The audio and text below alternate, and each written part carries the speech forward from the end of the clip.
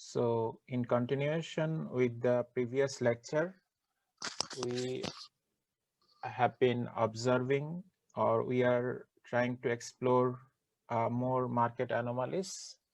And one is here, the momentum effect.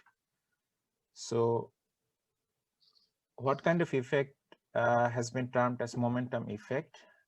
And the thing is that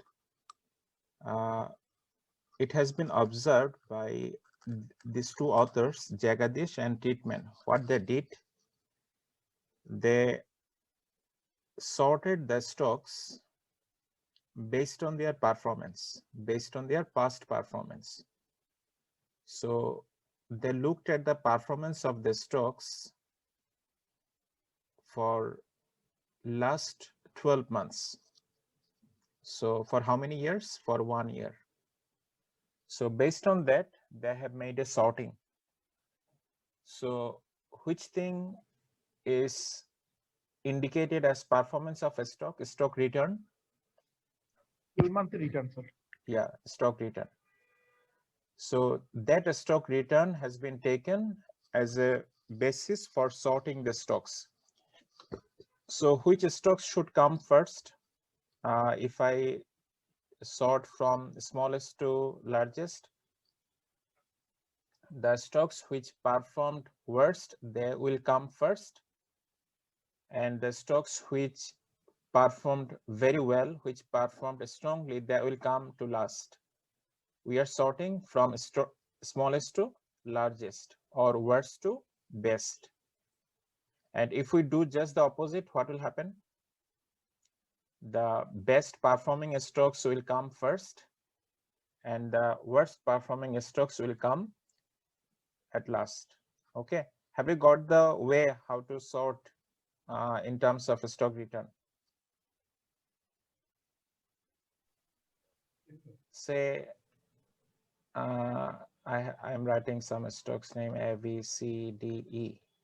So it has given, say, 20%, it is 10%. Okay, for monthly return, it should be much smaller.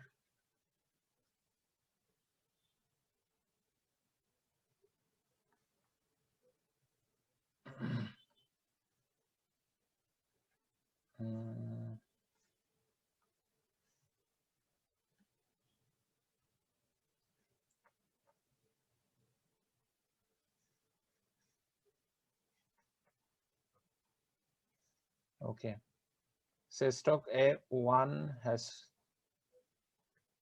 given us 1% return, B 2%, C 0.5%, then D 2.5%, E 1%. So we can make sorting of these stocks based on their return, based on their monthly return. So if we sort a stock from smallest to largest, which stock will come first? C will come first. So C will be number 1, and A will be number 2, E will also be number 2, and then B will be number 3, D will be number 4. So in this way, what can we do? We can make sorting. Now the question is, how many sorting we will do? So for each of the month, I mean the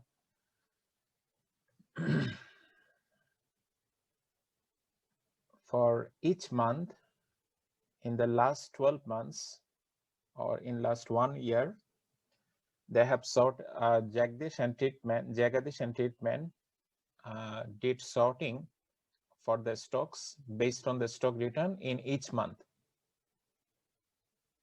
and they form a portfolio in each month. How? By long the stock which performed well or which performed very strongly, and they short the stock which performed worst. and then they hold the stock, they hold each of this portfolio for next 6 months to 12 months. And they have observed that these portfolios are giving positive return. Can you recall how we have formed portfolio? The portfolio has been formed by buying which stocks? I have used the word long and short for stock market terminology. So long means you have taken the long position, and short means you are shorting the stock. So in which stocks you are long, you are taking the long position, the stocks which performed very well in last 1 year, and you have taken the short position in those stocks which performed worst in last 1 year. I mean in each of the month of last 1 year. And they hold each of this portfolio for next 6 to 12 months. Remember, can you recall the decile portfolio, quantile portfolio we discussed in previous class? We mentioned about we can allocate the stocks in different quintiles and different quartiles, different deciles. Can you recall? Yes, no? Can you recall I showed you a paper of Pharma French where I showed that we can sort a stock based on the size from smallest to largest? Yes, sir. Okay. So in that way, they have allocated the stocks in different quartiles. So they have observed, so now each of this quartile is a portfolio. So what they have done, they have long the stocks, they have long the stocks, which stocks? They have long the stocks which performed very strongly in previous 1 year, and they have shorted the stocks which performed very poorly in previous 1 year. So if I just like to give you a highlight or relate it with our market, can you tell me several stocks which performed very well in last 1 year? Asia Pacific Insurance, sir, and Beximco Pharma. Beximco Limited, sir, sorry. Okay. Square Pharma. Asia Not really, Pacific. negative return. Yeah. Then Second highest was Beximco Limited, sir. mhm. Asia Pacific was almost 500%, and Beximco Limited almost 300%. 300% plus. Okay. In that way, can you give me the name of other two companies which performed worst in last Worst. 1 year? Sir এটা তো একটু challenging sir, কারণ ওই যে floor প্রাইসের কারণে Right, right. তো আসলে এখন আসলে নেগেটিভ রিটার্ন তো বলা যাবে না স্যার, কারণ ওটা তো 0% রিটার্ন। ওকে। সো ওরকম যদি বলি স্যার, সিপার্ল আছে স্যার, সিপার্ল এখনো ফ্লোরে আছে। ওকে। ফারিস ফাইন্যান্স, রাইট, যদি লাস্ট কিছু দিনের মধ্যে নেগেটিভ রিটার্ন হয় sir.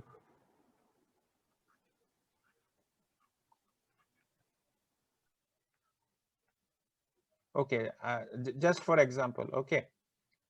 So the idea is that for each of the month, you are looking at, you have sorted the stocks in this way from greatest return to smallest return.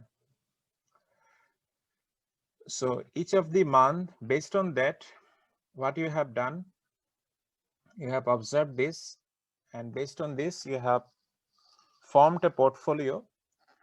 That portfolio, you have taken long position in these winning stocks, and you have shorted the stocks which are losing stocks. And this portfolio, according to Jagdish and Titman, has been hold for 6 to 12 months. I mean, it can be different periods. They have observed if I hold for 6 months, if I hold for 9 months, if I hold for 12 months. So what is the restriction? They have not said that we have a hold this for 24 months. They have not said this, or they have not said that we have held this stock portfolio for 3 months. They have not mentioned it. They have not mentioned it. They have mentioned the months between 6 to 12 months. So they have found that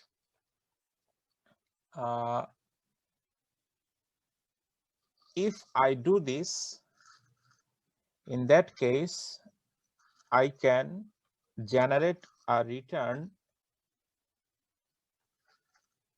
which is 12% per year, which is 12% per year. Have I looked at any fundamental of this? Have I looked at any fundamental of this? What I have done simply, I have simply long those stocks which performed well in past, and I have shorted the stocks which performed worst in past. And by looking at their past performance and by holding a portfolio based on this, what I have done, I have constructed a portfolio by taking long position in these stocks and by taking short position in these stocks. And it has been observed that if I hold these stocks for say 3 to 12 months, it has been observed that on an average annually, 12% return can be achieved. So who have found this? Jagadish and Titman in their momentum effect related paper. It is a very good paper to illustrate the momentum effect in the market. So do you think that, just a follow-up question, that what does it mean if you achieve positive 12% return by long these stocks and by short these stocks? What does it mean? These stocks in future performed very well, and these stocks perform more worst in future during this time. Right. During this time, right? Yeah. So what does it indicate? It indicates some momentum effect that past is repeating. That if someone is gaining, he is gaining, and if someone is losing, he is losing. Okay. So let me ask you a follow-up question. Over this time, 3 to 12 months, all other things remaining the same, when I was holding this portfolio for 3 to 12 months, okay, do you think during this period, this stocks beta has gone up and this stocks beta has gone down? True, sir. Do you think? G sir, risk বেড়েছে, ওটা একটা risk বেড়েছে যেটা higher return generate করছিল, সেটা risk বেড়েছে, আর ওটা risk কমেছে স্যার। How? স্যার এখন টেকনিক্যাল টার্মে ওই যে আরএসআই এর কথাটা বললেও একটা হয়। Just try to understand. Don't relate what we just have understood. Forget about that. Just try to think it independently. During these 3 to 12 months, has there been any changes in beta? That can we say that the systematic risk of these companies or these stocks have increased over this time, or the systematic beta or systematic risk of these companies have gone down during this time? বলেছেন fundamental চিন্তা না করতে, so risk বেড়েছে এই বেসিসে যে এটা দাম যেহেতু বেড়েছে সেলার বাড়ার কথা। Recall the definition of beta. Beta measures what? The systematic risk, sir. The risk beta measures the systematic risk, and it measures the correlation between the stock return and the market return.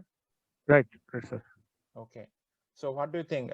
Should there be any changes in this relation over this time? You have no information. Do you think it has been observed that there has been no changes in this beta, in their beta? Their beta remains same over this time. So if এটা their হওয়ার কথা না, এটা হওয়ার কথা না sir, এটা বাড়ার কথা স্যার, এটার ক্ষেত্রে how স্যার স্যার ওই যে সেল প্রেসারটা আসার কথা স্যার, ডেফিনেটলি আপনি যখন একটা রেজিং স্টকে এবং yeah ফান্ডামেন্টাল ছাড়াই এটা দাম বাড়ছে, সো এটা তো এটা বাড়ার কথা না, কিন্তু তারপরেও কেন বাড়ছে? সো রিস্ক ফ্যাক্টরটা তো থেকেই যাচ্ছে, তার আর্নিং এটাকে সাপোর্ট করতেছে না বা অন্য কোনো কিছুই তাকে সাপোর্ট করতেছে না, স্টিল না সে বেড়ে যাচ্ছে। Okay, just think of the market in this way. Say I'm thinking of market is a kind of a stable, okay, and this portfolio is going up, or these are giving more return over time, but market is moving in this direction. Do you think their beta will significantly change during this time?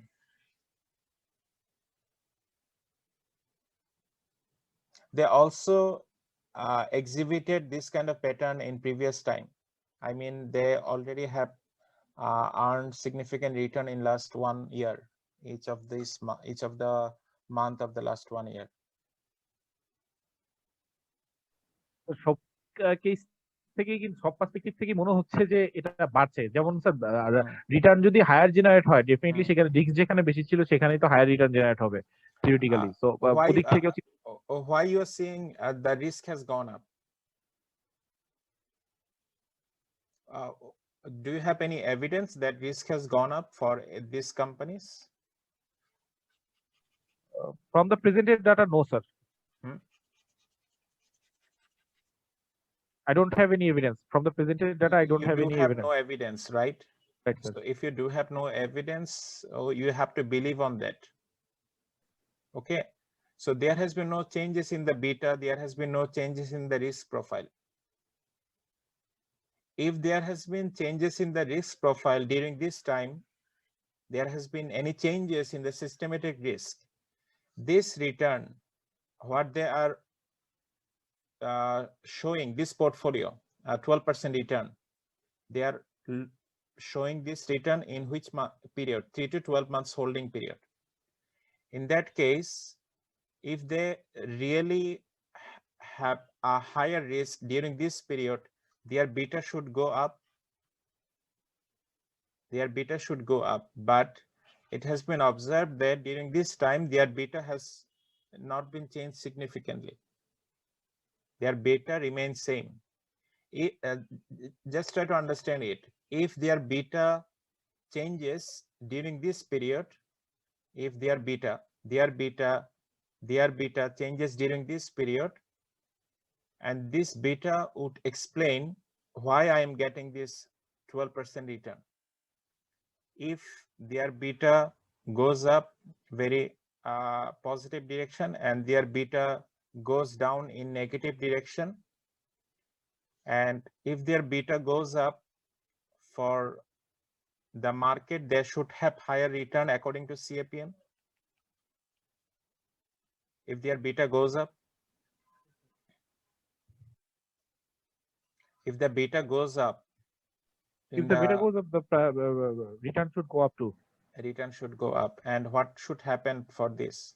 If their beta goes down, the return should go down. In that case, this positive return would be possible, right? Right, sir. Okay, but it has been observed that there has been no changes in beta over time during this period. In that case, CAPM or asset pricing model could not explain the return what have been demonstrated by the portfolio, that 12% return is possible for the momentum effect. So what Pharma claimed that your return will be explained by the asset pricing model. You cannot achieve a return which is beyond you return expected return cannot be greater than, it cannot be greater than from what? It cannot be greater than from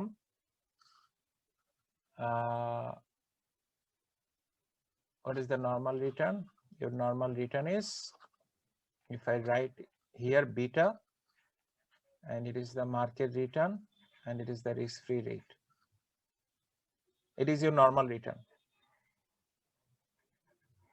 Okay, measure reflected by what? Reflected by the systematic risk. Okay, your return cannot be greater than this, but your return has been found greater than this. For what reason? It has been found that simply by holding the stocks which performed well in the past and shorting the stocks which performed worst in the past, one can achieve abnormal return. That is known as momentum effect. Have you got the story?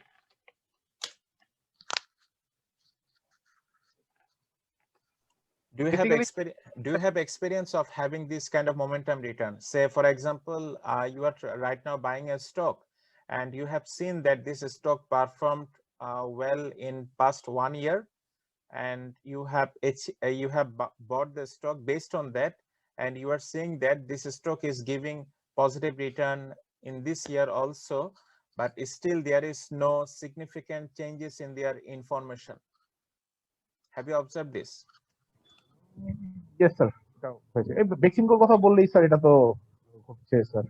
So these are kind of some momentum effect. Okay, yeah, you are trying to interrupt me. You're trying to share something. Sir এটা কথাই যে বেক্সিমকোর কথাই বলা যায় যে মানে এটা past দাম বেড়েছে, সো মানুষজন এটা কিনেই হয়তো বা গেইন করার জন্য চেষ্টা করেছে, সো হয়েছে স্যার এটা। Okay, if I ask you what may be the potential reason for this kind of return from momentum effect, which thing comes first in your mind? What might be the reason? People believing that if that has performed well in the past, and that's just people's believing. Actually, I'm there was no fundamental reason, no nothing, and but still it went up. Okay, sometimes you see a new negative information has come, but people are not reacting on that. Still, Right. the stock is giving higher return. Right. Have you observed this? Yes, sir. For Veximco Pharma, there's news that the vaccine would not come in time, so the impact on their financials would not be that great right now. Still, but you have not seen any negative reaction, right? No negative reaction. No negative reaction. Okay, but so what do you expect? You expect some reaction? You expect in general, I expect some reaction when there is a news that you expect some reaction for what? When any positive or negative, when there is information, you expect some reaction, right? Okay, some people do overreact. Some people do underreact. Now, if I ask you, out of these three, what might be the reason for the momentum effect? Underreaction, overreaction, or so no reaction. If there was something, there is no reaction. Okay, actually, it has no meaning here. It should be underreaction. People underreact to new information. People do not try to act on the new information sometime. Okay, so that may be the reason for momentum effect. Say, for example, a company was performing very poorly, okay, in the past 2 years, or whatever the reason, say Emerald Oil. So say recently the company board of directors has been reconstructed, and regulator is trying to take the initiatives to revive production, revive the production and look after their operation. Okay, these things are good. Okay, good. But you will see that investors are not reacting. Investors are not reacting for this news, for the emerald oil. So what do you think? Is it in this group under reaction? Under reaction, sir. So in that case, what will happen if you buy the emerald oil right now? There is a chance I might get it in undervalued, in an undervalued status. Yeah. There is a chance. But it is likely that if you hold emerald oil, not by simply emerald oil, I'm just trying to take it separately, you will see that for underreaction to the positive news for the losing stock, the stock was a loser in the past days. So it's not necessarily that a stock which was losing in the past days will continue to be losing in coming years, but it might be losing if people underreact to the positive news associated with that losing stock. Have you got it? If their positive information appears, but people do not react, what is likely? It is likely that continue to lose. It will continue to lose. It will continue to lose. Okay.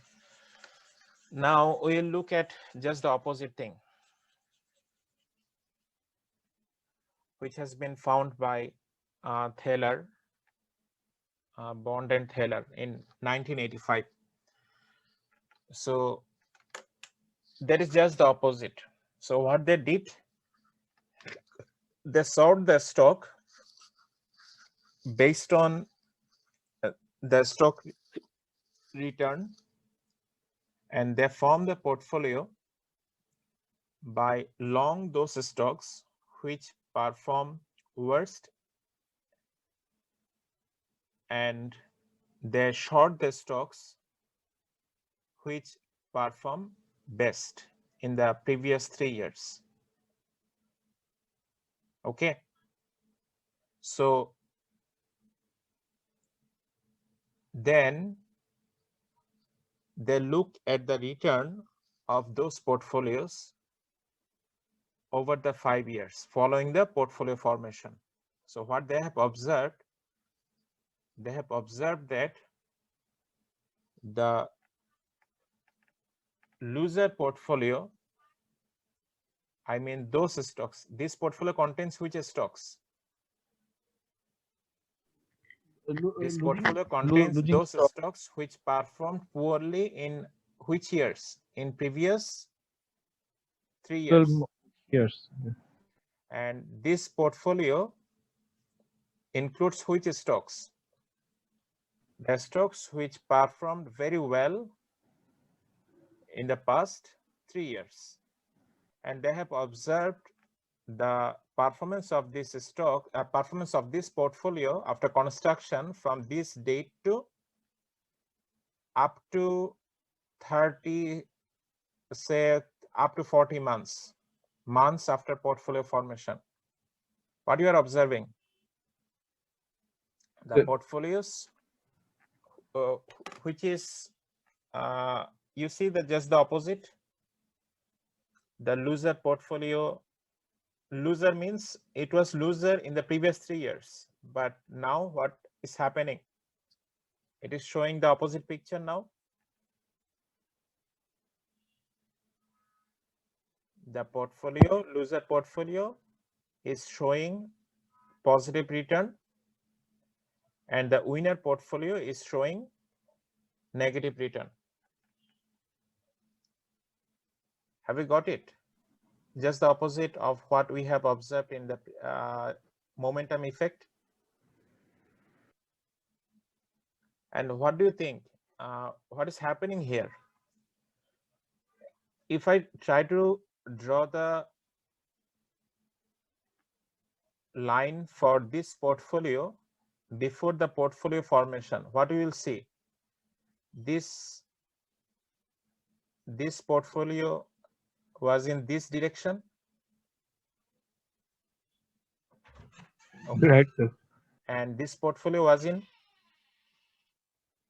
I mean, it was in a losing position and it was in a gaining position. It is not appropriate to draw, but I'm just trying to show you that the portfolio which is now loser, this portfolio contains those stocks which provided poor return in previous 3 years, and the winner portfolio, I mean the stocks which are right now showing negative return or close to zero return, they performed very well in the previous 3 years. So what they have found? They have found that the extreme losers provide higher return over the next 5 years after the portfolio formation, and extreme winners provide the relatively poor return. So this effect is just the opposite of momentum, which is the reversal. It is the reversal. So still there is the same reason that people reaction are not appropriate. So you see, what might be the, over this time, there has been no changes in the beta. But by simply forming the portfolio, by holding the stocks which are losers in previous 3 years and shorting the stocks which are winner in the previous 3 years, I have achieved a abnormal return. So by this time, what might be the reason for this? Underreaction or overreaction?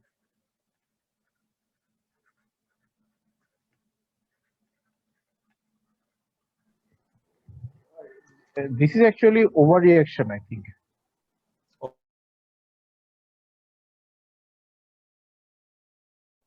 The underreaction was when there's good news and yet no effect, and bad news yet there was no effect. But okay.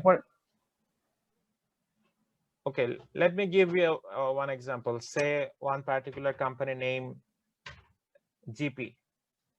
We tend to believe that it cannot share negative information, right?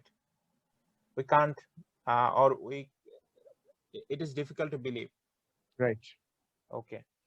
And it has been providing a good percentage of return for the years from the day in which it has been listed. But you see that if there has been any negative information from this company, what might be the tendency of the investors? Will they underreact or overreact? Underreact, sir. They initially underreact. They will initially underreact. But the thing is that in reversal,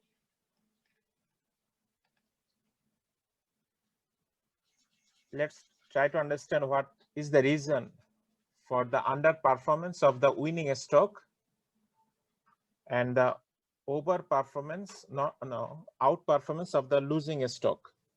What might be the reason? The reason is that for a winning stock, people overreact. People overreact. When people overreact, what happens? People take the price above the fundamental. Say a price should, price is here right now. For a positive news, the price should move in this way, okay? But if people overreact, what will happen? From this position, people will take the price here, and this should be the fundamental. And why price has gone up to this level? Underreaction or overreaction? Overreaction, sir. Overreaction. And this price is above the fundamental value. This price is above the fundamental value. Right. Okay. Now over time, what will happen? It will come down in this way. It will come down. So you see, during this time, the stocks outperformed. But what will happen here? There will be underperformance here.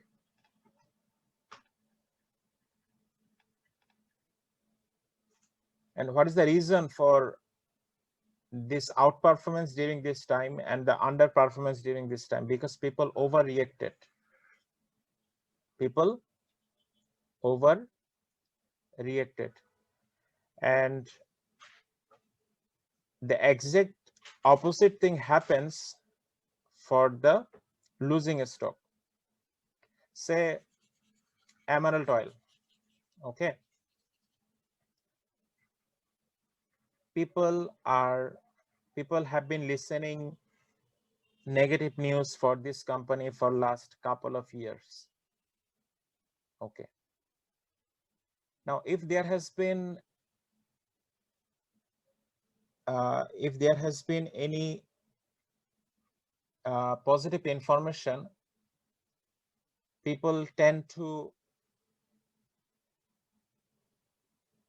disregard that information.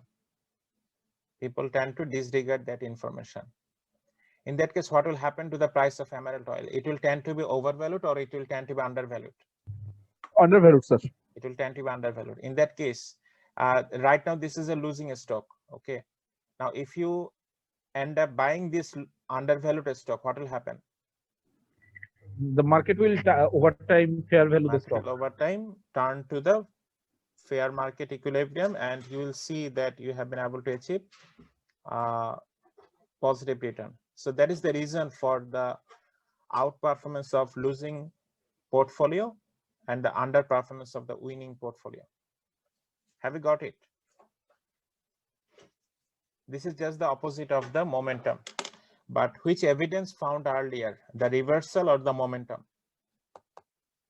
Can you recall that when momentum was discovered first by Jagdish and Titman? Can you recall the year? I just mentioned the year a couple of minutes ago. 1993. 1993. But reversal were discovered. Reversal were discovered in 1985. So the thing is that the evidence of both have been found. So what can you do? You will follow the momentum or you will follow the reversal. You see the strategies are different. Momentum for short term and reversal for long term. Right. So these are not just the complementary, and these are not comparable. I mean, I'm telling just the opposite, but the strategies are different in their time frame and how long you are showing, you are observing the performance. See, in momentum, how many months past performance we observed? 6 to 12 months. 6 to 12 months prior. And in reversal, we look at the performance of stocks for how many years? Previous 3 years. And you see momentum gives you return in future for 3 to 12 months holding period. But reversal gives you return for 5 years following the portfolio formation. Okay. So these are the some anomalies which have been documented, and we like to shift toward here. You see. So this P star is the fundamental price. Say this one is the existing price, and why the price from here, the price should reach here for the appearance of new information. But if there has been overreaction by some investors or by group of investors, in that case, the market price may go beyond the fundamental price, which will over time cool down during this time.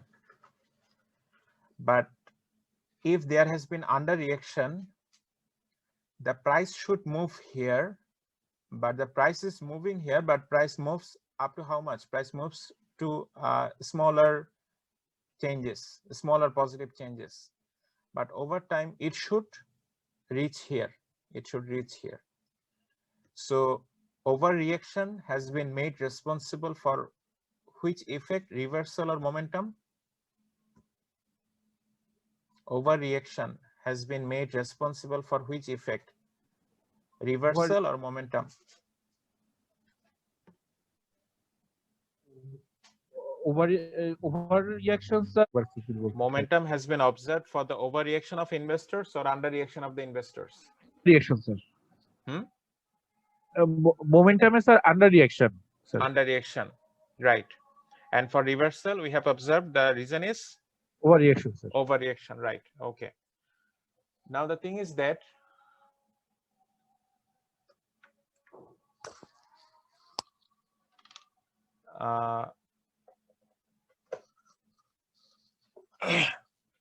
there is, what are the reasons for this kind of effect which challenges the market efficiency? So we'll look at the challenges, what is happening. These challenges are making the market efficiency not effective as it is or as it is believed. The thing is that before looking at the reasons why market efficiency cannot be observed, these are the evidences what we just have observed. These are the challenges to the market efficiency. These are the some anomalies.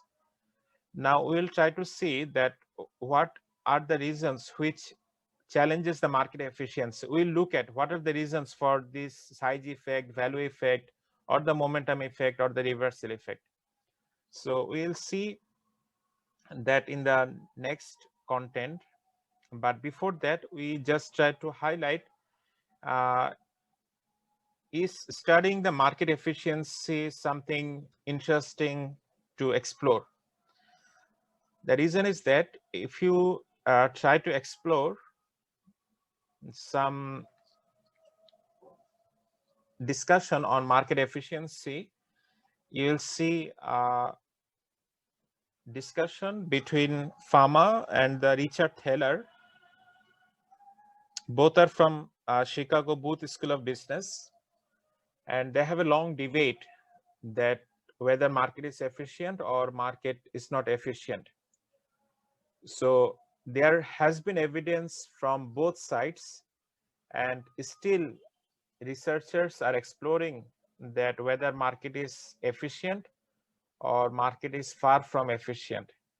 So evidence are there from both sides, but still it is very interesting to different stakeholders of the market.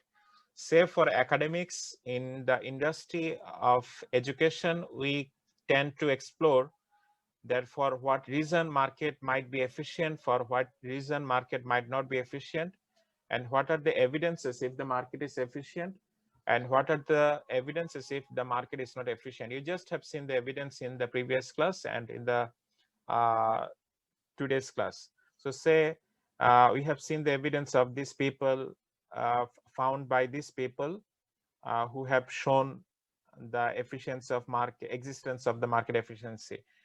And in addition, it is also the interest area of the politicians, because politicians are interested to see that whether market is efficient, and they tend to ensure that market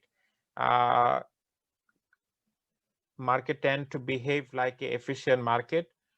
But still there has been, because of the evidences, the political figures look for the reasons why market might depart from the efficiency parameter. And the institutional investors, for the institutional investors, it is the very interest area, because if the market is not as efficient as expected, you will have a good opportunity to have a free lunch. So by free lunch, it means that without having any cost, you can take a lunch. So that means the arbitrage opportunity. So free lunch is not the actual physical free lunch. It means there will be the arbitrage opportunity. So institutional investors can capitalize the opportunity when the market is not as efficient as expected. And have you got it interesting to look at the efficiency issues of market so far? Then we will take a 10-minute break, 10 minutes break, and we'll look at what might be the reason for the market inefficiency. Definitely interesting, sir. মানে কাজে লাগানোর মতো information. Okay, so I have got two responses from two of you. So let me take a 10 minutes break, and I pause the recording here. Can you recall that I mentioned 3 conditions to get a market efficient? 3 conditions necessary.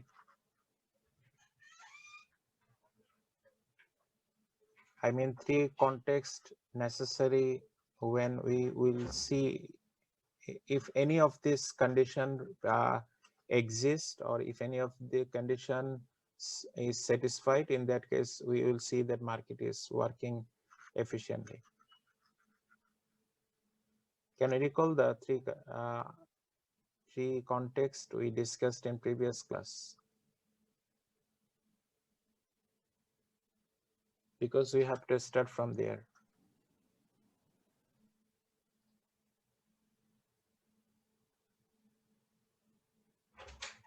Can you recall that first condition we mentioned that no investor do mistake, no investor does mistake?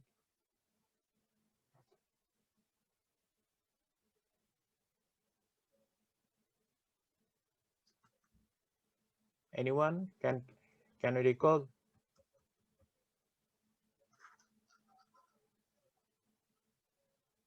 Then we made the second context. If they do mistake, their mistakes are random. Some do positive mistakes, some do negative mistake, and their mistakes cancels each other's mistake. Yes, sir. জিনিসগুলো বলেছিলেন sir last ক্লাসে। Okay, so you have to recall those things. Okay, now can you recall the third context? Market is efficient. Yeah, the number three context. Investors might do mistakes. Their mistakes might be correlated, but there is the presence of arbitrageurs, sophisticated investors. What they do, they will capitalize on the arbitrage opportunity, and it will lead to the market efficiency. It was the third condition we mentioned. Okay. Now the attack is to these 3 conditions. I mean 3 contexts. These are not the 3 conditions. I mean in each of these 3 contexts, market might be efficient. The first context, investors are always do not do any mistake. If investors do not do any mistake, investors are rational or irrational? Rational, sir. Investors are rational. Okay. Now, what do you observe in true world, or what do you observe in real world? Investors do mistake, or investors do not mistake? Investors do mistake.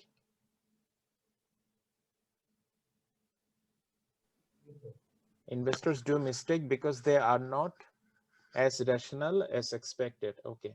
Can you recall that how rational investors evaluate their preferences? Rational investors evaluate their preferences based on what? I mentioned it in previous class. Rational investors do two things. For their preferences, they maximize their expected utility theory. They confirm the axioms of utility. And the second thing, for their belief, they follow which person? Thaler or Kahneman or Bayes? For forming their belief and for updating their belief with the new information, they follow which person? They follow Fama, sir, right? They follow Fama. They do not follow Fama. They follow the Bayes. Okay, sir. Can you recall that I mentioned the Bayes theorem? Yes, sir. You are saying that you forgot the Bayes theorem, but you can recall that you studied about it in earlier stage of your life. Okay. So the thing is that we have evidence that investors do mistake. Investors do mistake because investors are not as rational as expected. And if I like to give you some example, we just have looked at some examples in prior session that investors do underreaction or investors do overreaction, and it is very common. Investors do underreaction, investors do overreaction. These are the mistakes investors do. If investors are truly rational, should they underreact or should they overreact?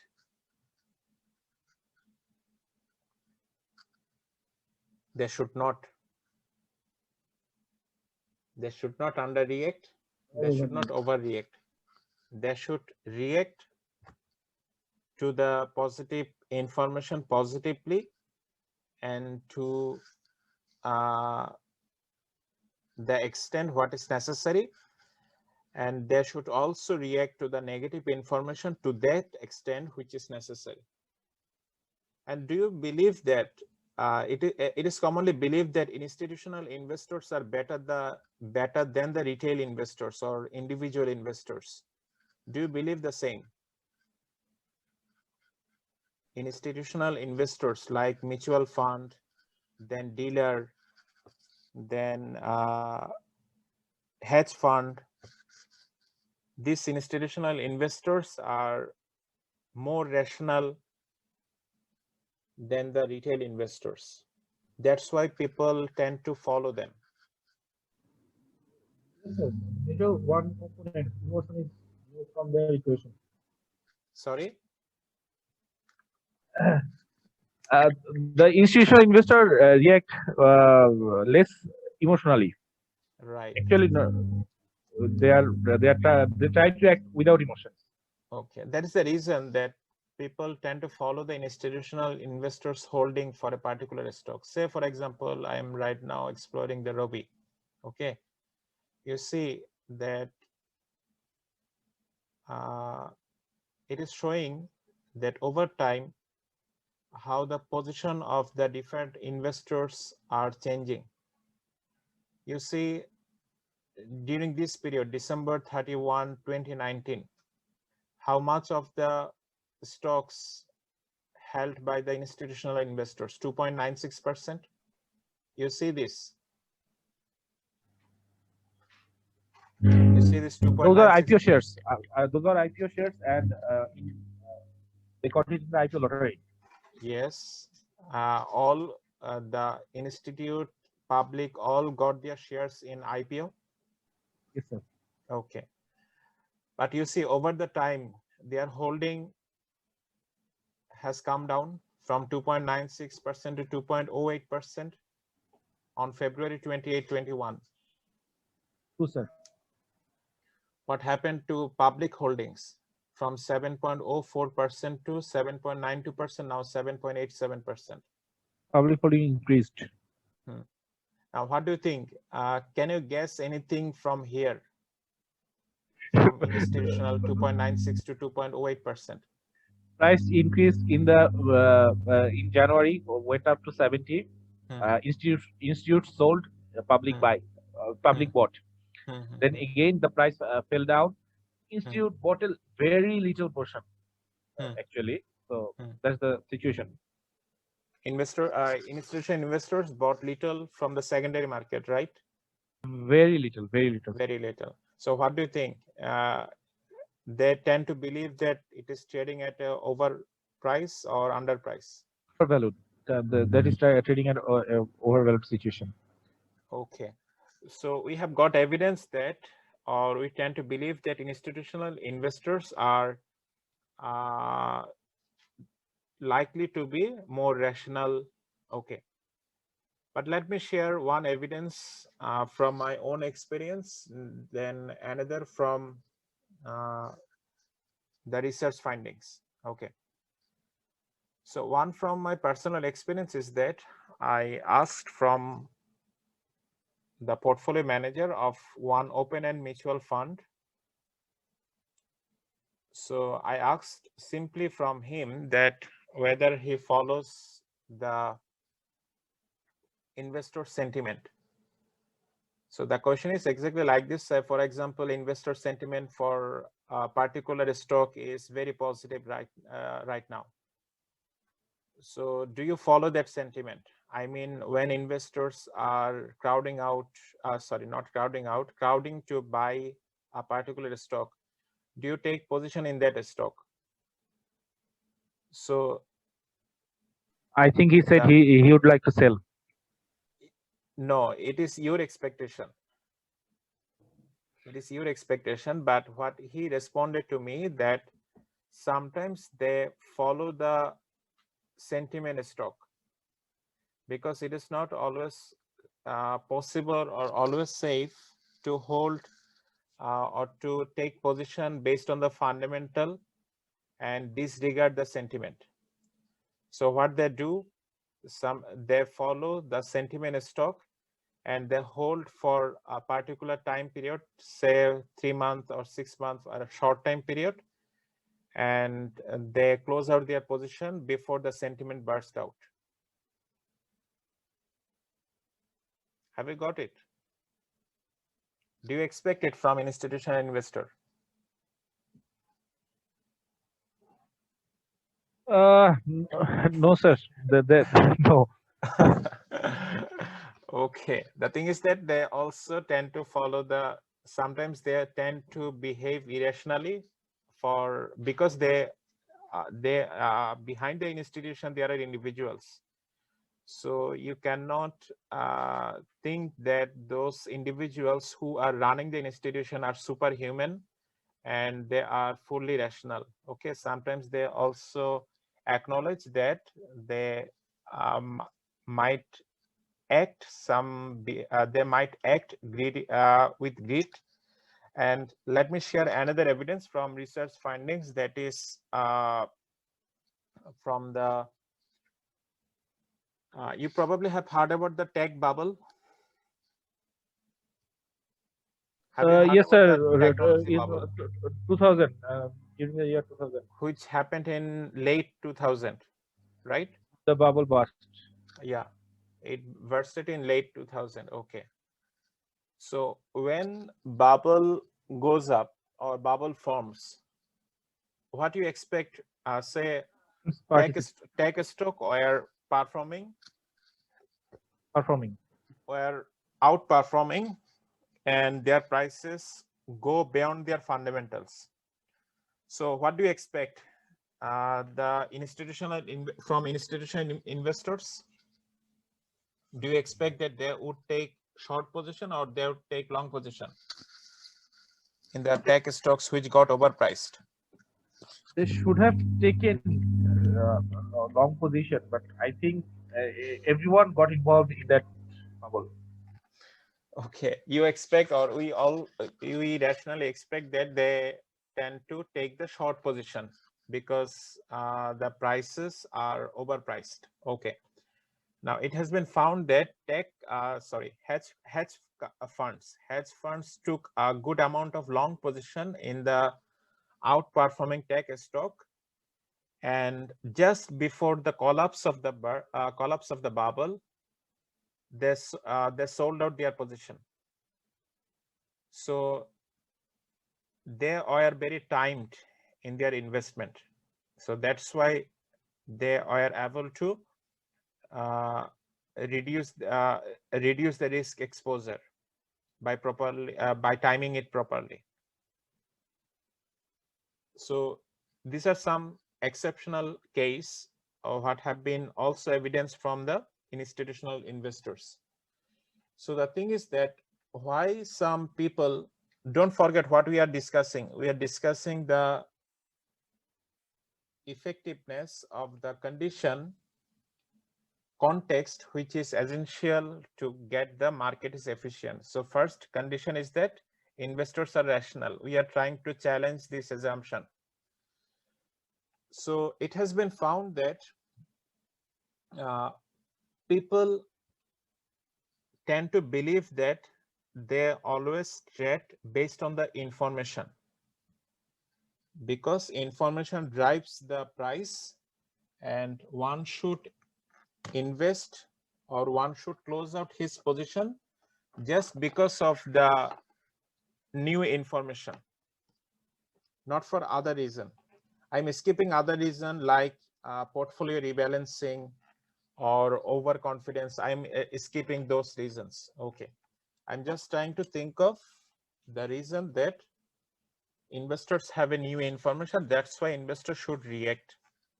Okay. Now the thing is that it has been found that people sometimes make trading based on the information, and at the same time people tend to believe that they have the right information, and it has also been found that yes, that people acted based on the information and they have achieved the profit. But sometimes people make trading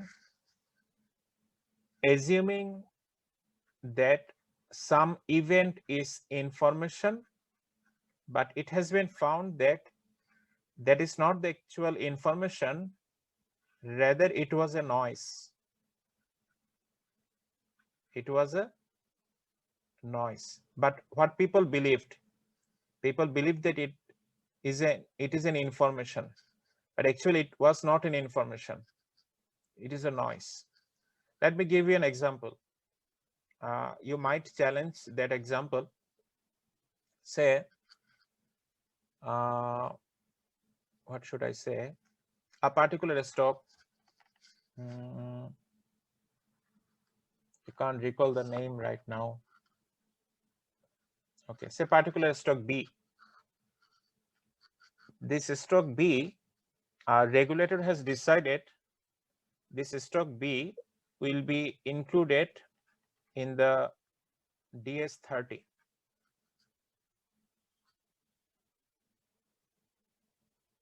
Okay. Do you think this is an information that this stock has been considered as eligible to be included in the DS30? Do you think it is a reason to be happy? And there is a sufficient reason to believe that it is an information. It will give you the higher return for inclusion of this stock in the DS30. Have you got my question? Got it, sir. It happens actually, sir. If there is a news that I'm not asking what happens actually. I'm asking what do you think? Is it the information? This is it not the information actually nothing, sir. This something is not good?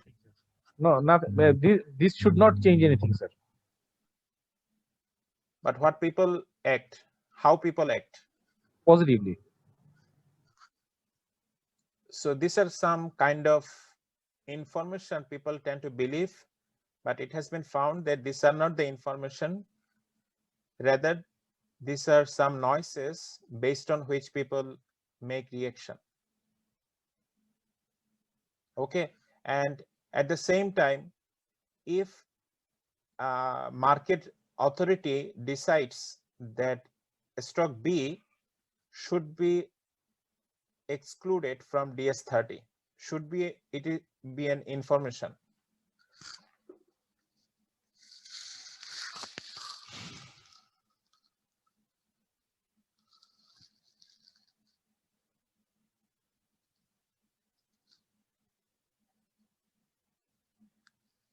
Very quick. If you believe that it is inclusion in the DS30 is not an information on to react, what should be the opposite if it is excluded from DS30? It should be negatively impacted. Yeah. There should not be any actual reason to be negatively impacted, but it will be negatively impacted in the people's mind. Okay, so you know the expectation and you know the reality. Okay, so why people react? Because people are not sometime, because people sometimes believe that they are acting on the information, but actually they are acting on the noise. Okay, have you got the concept of noise? Have you got the concept of noise? Noise is sound pollution, or noise is something different here?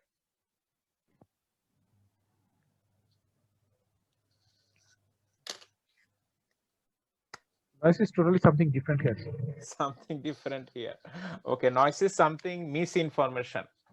Noise is something misinformation, and the information which is not relevant for the valuation of security. That is the specific concept to be learned by you, that the information which has no relevance in the valuation of securities, that is noise. Now, if I ask you, if any investor make trading based on the noise,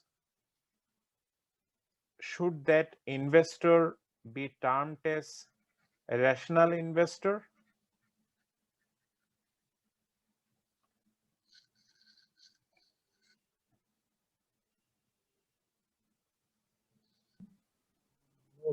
Rational investor.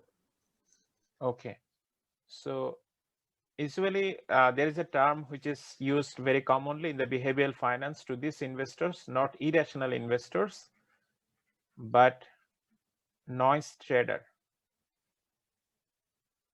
Okay, they do not buy and sell noise, but they do buy and sell the stock based on the noise. Have you got it? Okay, so we have got the first context, that investors are not always rational. Okay, second reason is that investors do mistake, but their mistakes correlation. Say investors 1 is doing mistake and investors 2 is doing mistake. What should be their correlation to make the market efficient? It should be equal to 0, or it should be equal to 1, or it should be close to 1. The second context, investors do mistake, but their mistakes are random. Can you recall? If their mistakes are random, their errors should be correlated or uncorrelated? Not correlated, sir. Not correlated. In that case, it should be tend to be 0.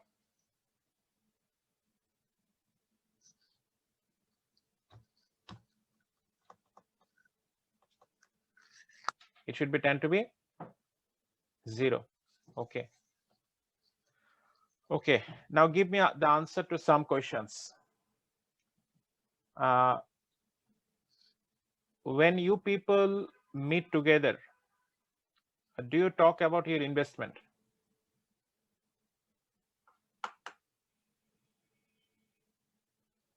When you people meet together with your parents or with your family or with your boss or with your supervisor or with your junior colleagues, do you make discussion on your investment or on their investment or on the probable investment on which you want to take position? Do you make discussion on that?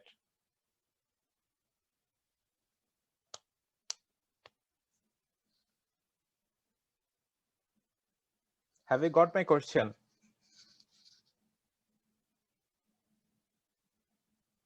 Sir আমার অ্যানসারটা irrelevant হবে এজন্য answer করছি না sir, কারণ আমি তো আসলে কথা বলতে বাধ্য। Please welcome. I am welcoming your irrelevant answer. Please feel free to share your response. Sir, I have to discuss, sir. I mostly discuss. You discuss. Okay, fine. Any other response?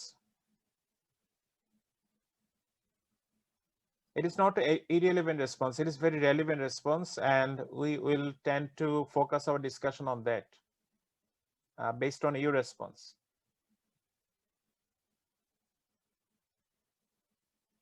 Anyone from females?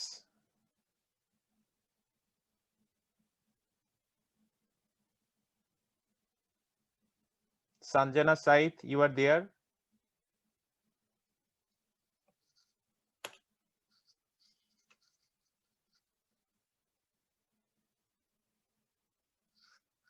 You are not there? Sadia Afrin? Yes, sir. You are there? Yes, sir. Have you got my question? Sir, sorry, net একটু problem করতেছিল তো আমি শুনিনি। Okay. I'm repeating my question for you. That do you think that when you meet with your friends or family, you make discussion on the investment, what you do or your parents do or your friends do or your colleagues do? You make gossip on that?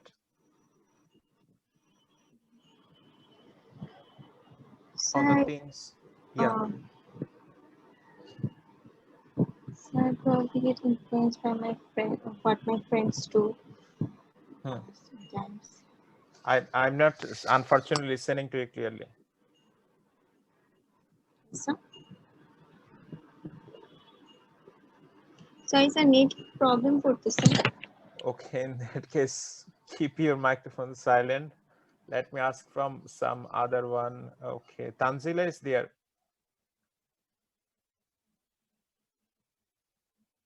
Tanzila, you are there?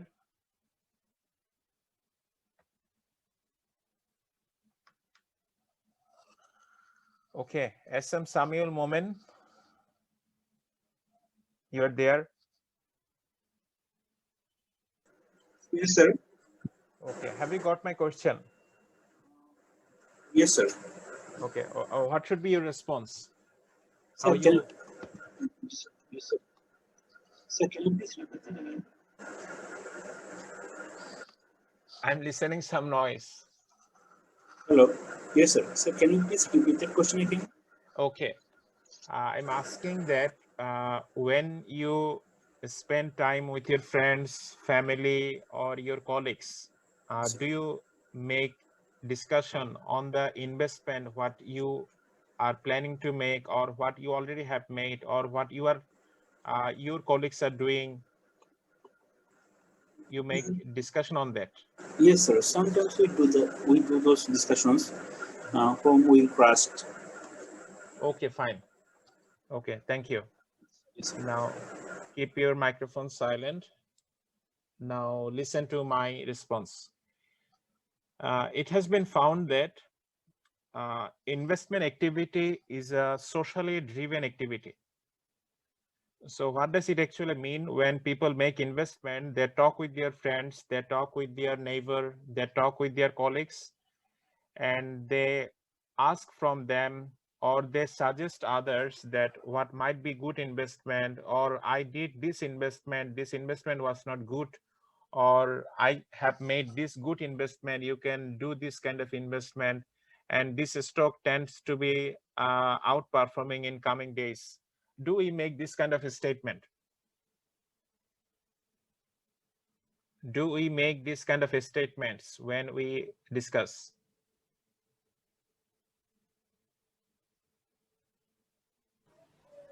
Yes, sir. So it Generally, yes, sir. Yeah, generally yes.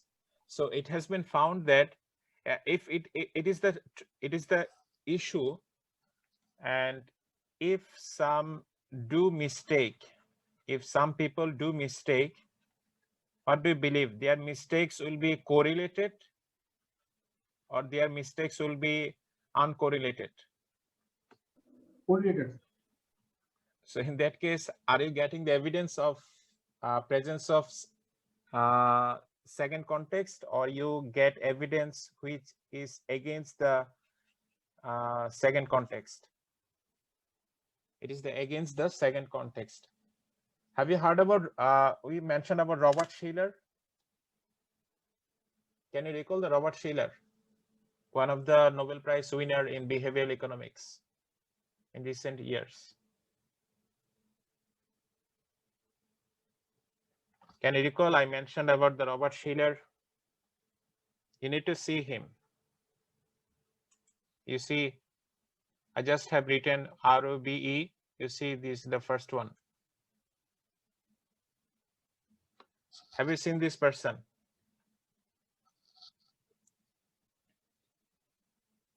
In your classroom? This person is one of the most influential in behavioral economics and also in finance as well. So he mentioned in his text, I can't recall his text right now, in which he mentioned investing in speculative assets. So stock market investment is a kind of a speculative investment, is a social activity. So I'm just trying to quote him. Investors spend a substantial part of their leisure time discussing investment, reading about investment, or gossiping about others' success or failure in investing. It is thus plausible that investors' behavior would be influenced by social movement. Attitude or fashions seem to fluctuate in many other popular topics of conversation, such as food, clothing, health, or politics. These fluctuations in attitude often occur widely in the population and often appear without any apparent logical reason. So what do you see? Say a good number of people incurred significant amount of loss in the 2010-11 stock market bust in Bangladesh. Can you recall?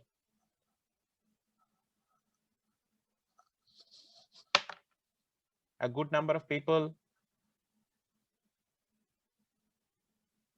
lost a significant amount of their portfolio during this time in Bangladesh market.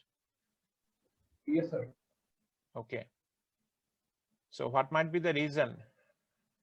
There are so many reasons cited, but one of the reason is that people made investment just by following others blindly. In that case, if anyone does mistake, other people who are following that person, they will also do the mistake. In that case, the mistake is kind of what? Say, for example, a person has taken the price of a particular stock to a level which is, say, here it is the fundamental level, and he has taken the price here. And if all people follow this person, and what will happen? This will go beyond that.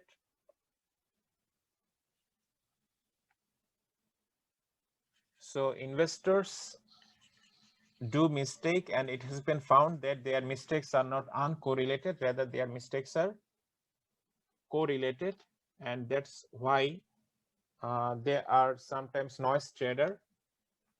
And the thing is that on the opposite of noise trader, who are there is the presence of arbitrageurs. So arbitrageurs, what arbitrageurs do? Arbitrageurs take the opportunity when the noise trader takes the price of a security to a range or to a level which cannot be justified from the fundamental. So are you familiar with the concept of arbitrage? I do not like to spend time to make you understand the arbitrage concept. Have you already taken your financial markets and institution or foreign exchange, international risk management, these courses?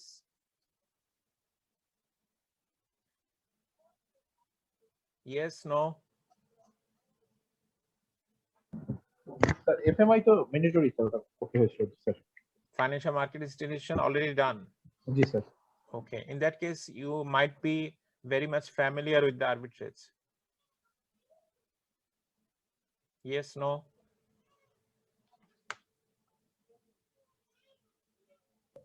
Yes, sir. I know about the arbitrage theory, sir. Okay. Let me give you a very quick example. Say, 1 USD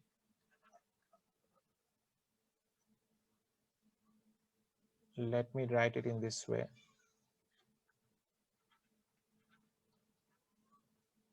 It is trading at a, say, for example, 85. And at the same time,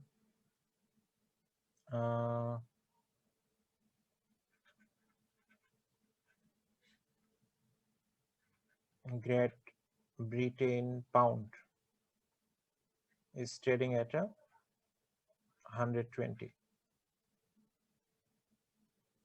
Now,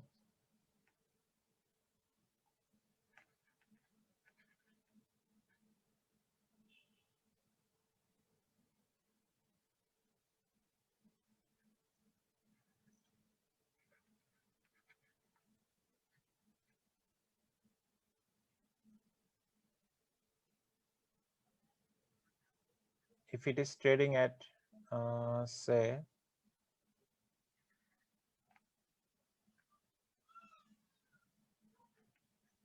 this ratio, 1.1 Great Britain pound. Okay, it should be written in this way. Easily explain করা যেত CSE DSE market নিয়ে sir CSE মার্কেটের price আলাদা DSE মার্কেটের price আলাদা Okay, but I'm trying to take a foreign exchange market arbitrage. I know that might be a very easygoing example. Okay, say GBP and USD. Say this ratio is 1.5. Okay. Is there any arbitrage opportunity?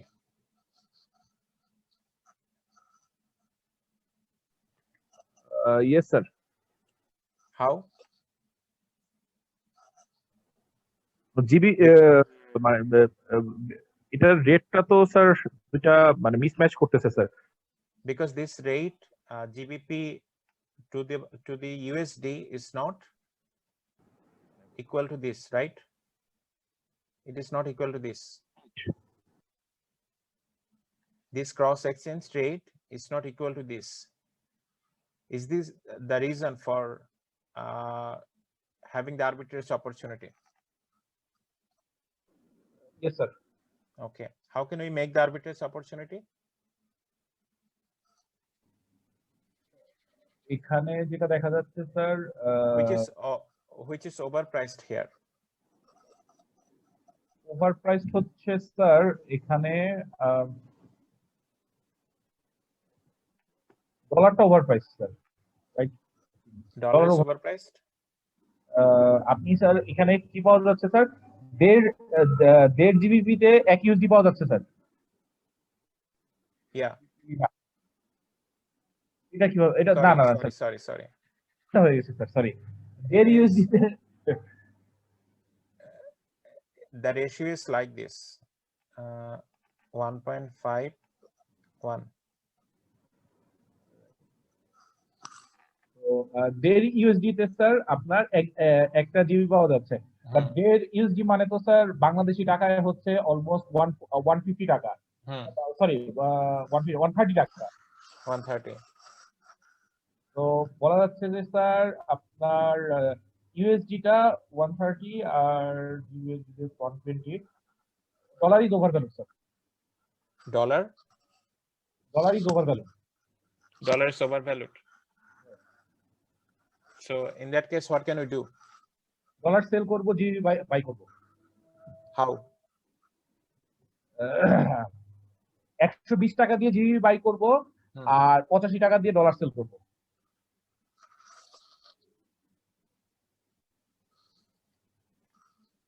কারণ আমার কাছে already $1 তো আছে sir মানে ওই ধরনের theoretically equal অ্যামাউন্টেরই sell করতে হবে বাট ওই অ্যামাউন্টে ডলার তো আমি পেয়ে যাব I have sold 120.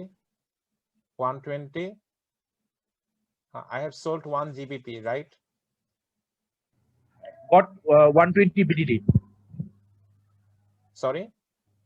আমি 1 জিবি মানে 1 পাউন্ড সেল করে $120 120 টাকা পাবো এরপর 120 টাকা দিয়ে আমি ডলার কিনব First of all, you do not have the GBP, you have the BDT. You have to take the borrowing in terms of BDT. Okay. Now what you are doing, you have borrowed 120 taka, and what you are doing, if you buy what? 1 pound GBP, you will get what? You will get 1 pound. Then if you change this convert করব sir in this ratio, how much dollar you are getting? $1.5 $1.5 you are getting. এটাকে এরপর টাকায় convert করব Now if you convert this 1.5 USD into BDT, how much you are getting? Around 130 130 plus, right? Is it? Sorry, 127.5. 127.5. Okay. How much you started with? 120. How much you ended up? 127. 127.5. Say you have borrowed it 120. Say borrowed cost is 2 taka interest. In that case, if you repay 120, you repay 2 taka as interest, how much is still is there for you? Around 4% return. 4.5, right? Sorry. 5.5, but return is around 4.5. Yeah. Is it a freelance? Almost. Have you got the other people who have not participated in the discussion? Just respond that you have got it, that how can we make a freelance?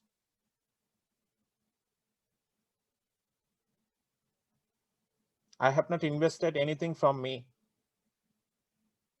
I simply have borrowed this. And this one is the cross exchange rate. And these are the rate in two different countries in terms of BDT. And why we are getting this freelance? Because the cross exchange rate has been quoted in a way which does not reflect the parity of these two currency rate, right? That's why, because of the misquotation, or because of not the alignment of the quotation based on this value, that's why I'm getting this. What should be this ratio for removing this arbitrage opportunity? It should be 85 to 120. Sorry. It should be GBP বেশি sir 120 by 85. Yeah, 120 by 85. If this is the ratio here, in that case there will be no arbitrage opportunity. Okay, so it is just the recalling of the arbitrage opportunity. There are so many simple examples of arbitrage opportunity, but I just have reminded you the arbitrage opportunity example, and that is the third context that yeah, investors do mistake, and I also recognize that in addition to investors mistakes, their mistakes might be correlated. In that case, we can resort to the third context that there is a presence of arbitrageurs who will take the opportunity. Who will take the opportunity for what? They will take the opportunity for capitalizing their arbitrage opportunity. Now the thing is that there are some conditions for making arbitrage. First condition theoretically is arbitrage is a risk-free. Theoretically, arbitrage is a risk-free. Say, can you recall the concept I just have erased? You see that you are pretty certain that GBP rate is 120. You are pretty certain that USD is 85, and you are pretty certain that cross exchange rate is 1.5. If you are uncertain with any of this, will your arbitrage be riskier or risk-free? If there is any uncertainty, it won't basically work. Right. Okay. So that is the theoretical argument of arbitrage. And the thing is that what we do simultaneous purchase and sale of the same asset when we see that there is a discrepancy of the price. And at the same time, what you are giving the example of the price discrepancy between two market, say Dhaka Stock Exchange and Chittagong Stock Exchange of the same good or the same stock. In that case, we can buy from one market where it is expensive or cheap. Buy from the cheap market, sell at the expensive one. Sell at the expensive market. And again, another context can be if the two assets are identical. Say, take it very simple. Say, I'm just assuming GP and Robi. I'm assuming they are very much identical. There is no significant difference between these two. In that case, they should be traded at a very similar price if they are closely identical. They should be traded at a high discrepancy, or they should be traded at a very close price level. I'm assuming that these two companies are very identical. If they are identical, in most cases, they should be traded at the same PE, sir. Yeah. So that should be traded at the same PE. In that case, if I see that a particular either GP or Robi is trading at a very high PE multiple, in that case, I should long that or I should short that. I should short that, sir. And the opposite is I should long the stock which is trading at a very low PE multiple. Okay. And then we can make a arbitrage profit over the time. Okay. Now the thing is that in arbitrage opportunity, there are some primary requirements of arbitrage, that there should be no constraint in their liquidity, and there should be sufficient number of rational arbitrageurs, and there should be existence of close substitute. Now the thing is that if there is a sufficient arbitrage activity in the market, think of the big question I'm just right now planning to make before you. If truly arbitrage plays in the market, or market actually plays in the market gives the opportunity to the arbitrager sufficiently, in that case, do you think that market should act erroneously or market should act efficiently? it should act efficiently. ওই যতবারই আর্বিট্রেজে যত liquidity আসবে তত easily এটা ইকুইলিব্রিয়ামের কাছে চলে আসবে। Right. But what do we see? Gap থেকে যায় sir. We see that there is a presence of these anomalies, what we discussed earlier. And abnormal returns are possible, and returns are predictable, and people, investors take the price of certain securities to a level which is far above the fundamental, and it has been happening for couple of months, and it has been happening for long 1 year. And at the same time, we see a stock is trading at a very low price relative to its fundamental, and it has been happening for more than 6 months. And we see that closed-end mutual fund is trading at a very high percentage discount from its NAV value. We see this phenomena. Right, sir. Almost 30-40% discounted trade হচ্ছে অনেক। Yeah, so if we see this, can we infer that arbitrageurs are not playing their role sufficiently? Sir, in case of our market, regulator is not. Let me think of that. Don't try to relate only with our market. Our market is the world market. Our market is not the Bangladesh market. Okay. So when we talk about market, we talk about our market. Just think of our market is NYSE. Our market is Chicago Board of Trading, CBT. Our market is London Stock Exchange, in this way. Okay. Don't try to limit your thinking just by thinking that our market is DSC. Have you got it? But অন্যান্য কান্ট্রিতে sir আসলে তো mutual fund এত ডিসকাউন্টে trade হয় না sir, 3-4% No, discount trade হয়। just think of that discount trading of the closed-end fund is the global phenomena. Okay, it is not particularly applicable for our country. Okay, I just have mentioned the size effect, value effect, reversal, momentum, post-earnings announcement, drift, that there has been a positive news for on a certain day, and it should be in this influence of the positive news should be included in the price within several days, but it has been happening for several weeks. So this evidence is not from our market. This evidence is from global market. Have you got it? I mean, the anomalies are always there.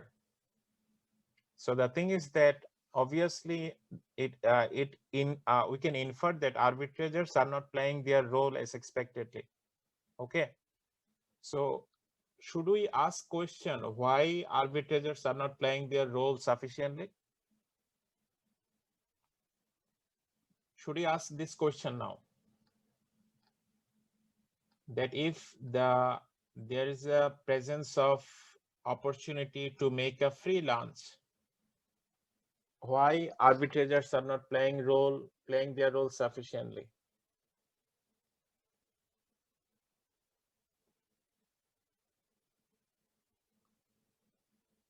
Okay, you just have seen the examples of making arbitrage in the foreign exchange market of the GBP USD. It is a very clean example. There is no noise there. I mean, noise means there is no difficulties there. Let me invite some difficulties. For example, you are an investor and you are a sophisticated investor. Remember, arbitrageurs are known as sophisticated investors because they are more skilled. They use high technology and they use big data to extrapolate what is happening in the market and how can we look at the opportunities. Okay. Now the thing is that, for example, you have found that what we are discussing, we are discussing the potential reason for which the arbitrageurs activity might become limited.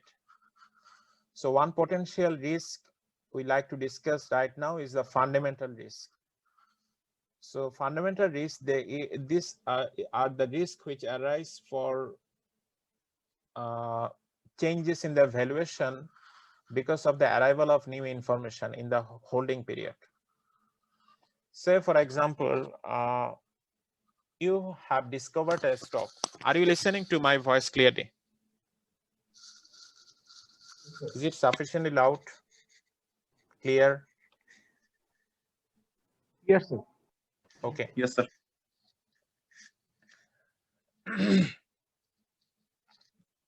So what I have mentioned, there might be changes in the valuation if the new information arrives in the market for that particular stock. Say, for example, you have found that FC Agro is trading at a very low price, but based on the dividend discount model, the model you are believing that it should reflect the price of AFC Agro. So based on that, you have concluded that this fundamental value of this stock should be higher than the price at which it is currently trading. So you just have bought this stock. Say, for example, today is April 1. Okay. So you plan to sell this stock, say, on June 30. You are believing that by this time, this undervaluation will wash away and it will be trading at a fundamental price at which you are expecting. So what you have done, you have taken a long position here. Now, by this time, if there has been a new information by this time, which says that the dividend will be curtailed,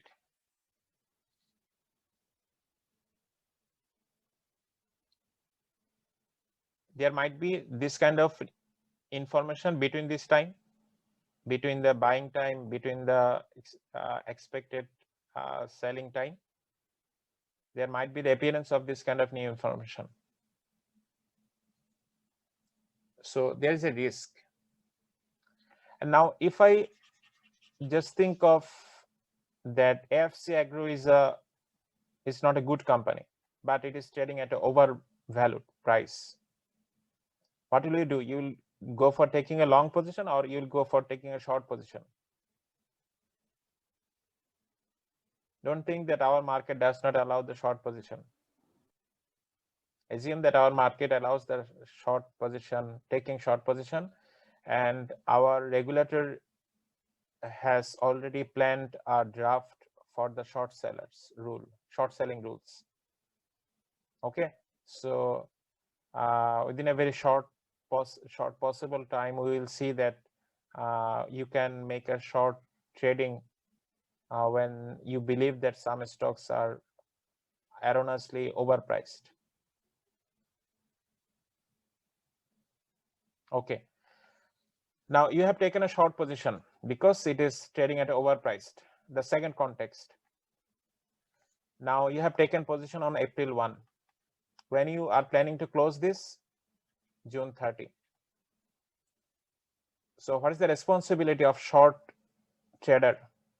To make the dividend payment cleared to the original owner.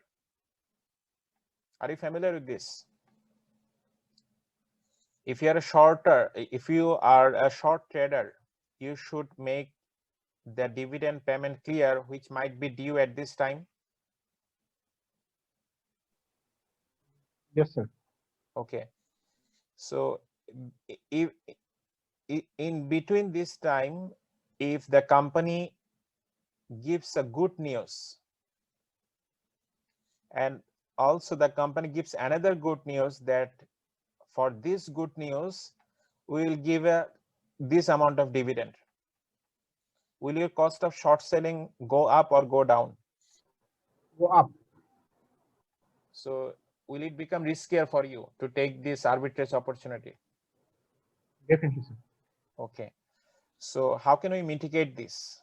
We can mitigate this if we take a opposite position in a identical stock or in a substitute stock. Say for example, there are two stocks, Volkswagen and another one is say Ferrari. So Volkswagen is overpriced and Ferrari is underpriced. So you have taken a short position here and you have taken a long position here. In that case, have you been able to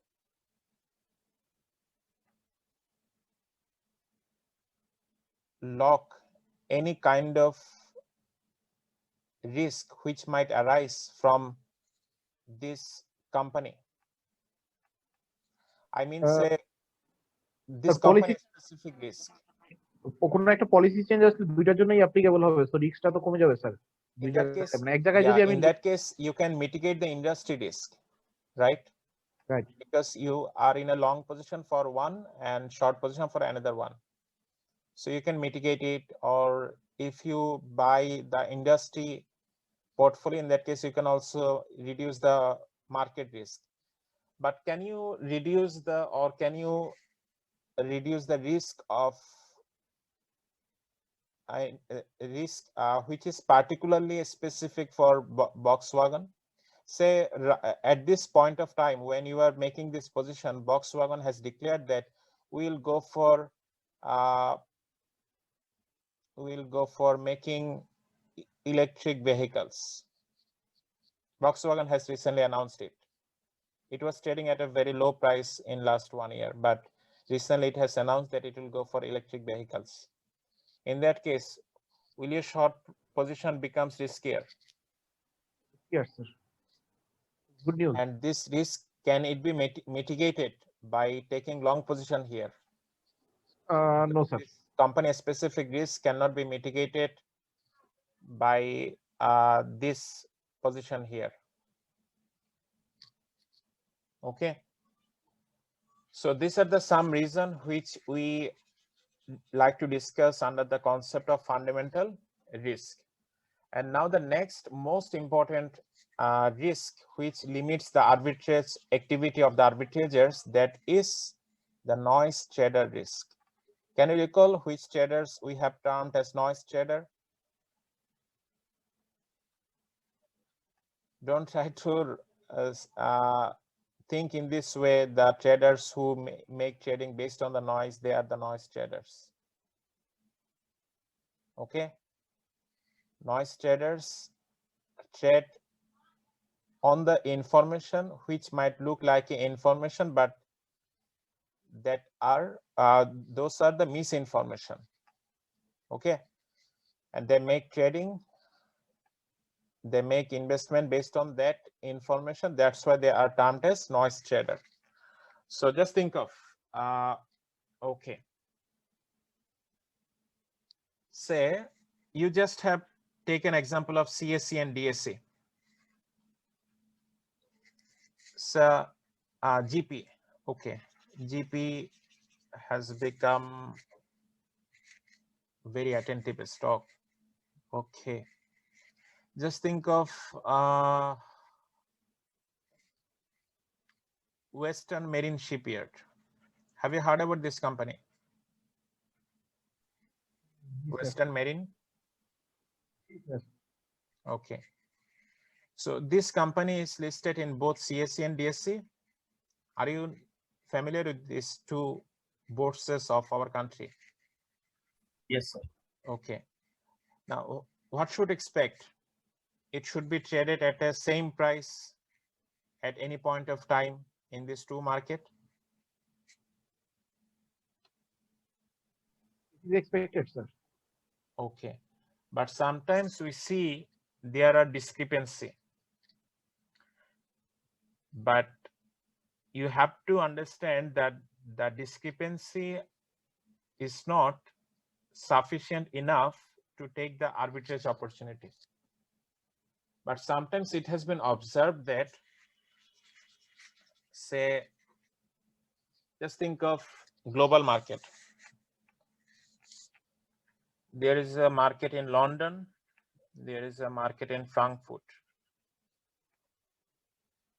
So one particular bond example has been given, that a German bond, and in Germany the bond is known as bond.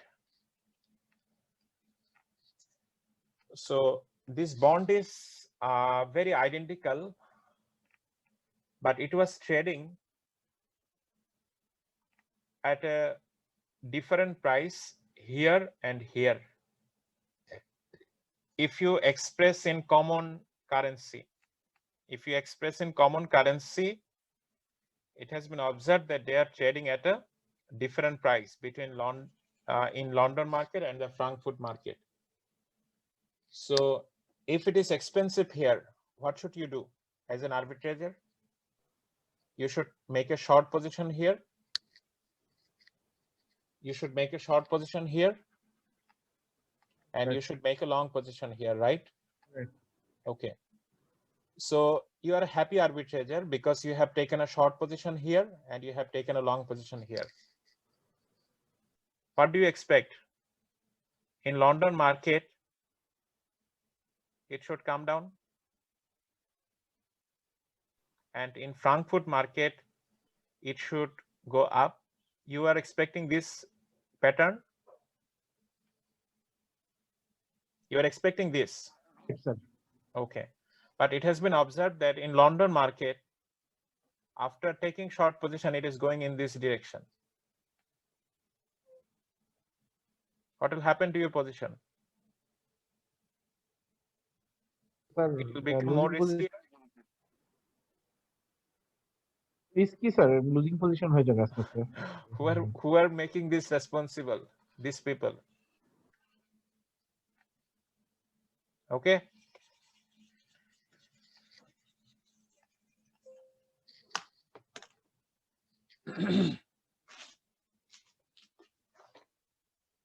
So let's look at some other examples.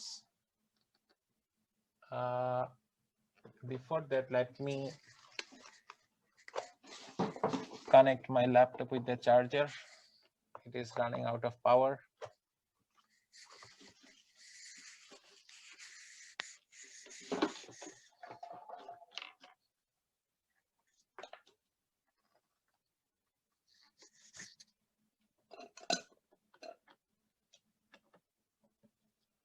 So we have got one example that how the presence of noise trader make your position risky. Okay, now take another issue for the noise trader. Okay. Who are likely to be the arbitrager? Individuals or institutional investors? Who are likely to be more candidate for arbitrators? Institutions, right? Okay. Now, institutional investors make trading with their own money or take money from others and make trading using others' money? Mostly board money and others' money. Okay. In that case, say for example, they have taken a long position in a particular stock and they have taken a short position. Okay. Now they are planning to continue their position for 6 months. So let me write the company name again. Say they have taken a long position in AFC and they have taken a short position, say AMCL. Here they have taken a short and they have taken a long here. And they are planning to think that by the 6 months time, their price will converge. Remember that we are assuming that these two companies are identical. I'm assuming, okay. Now, what is their waiting time? 6 months. Why they have taken a long position in FC Agro? Because it was undervalued. And they have taken a short position in MCL because it was overvalued. But if they see that MCL is moving in this way after forming their portfolio, and FC is moving in this way,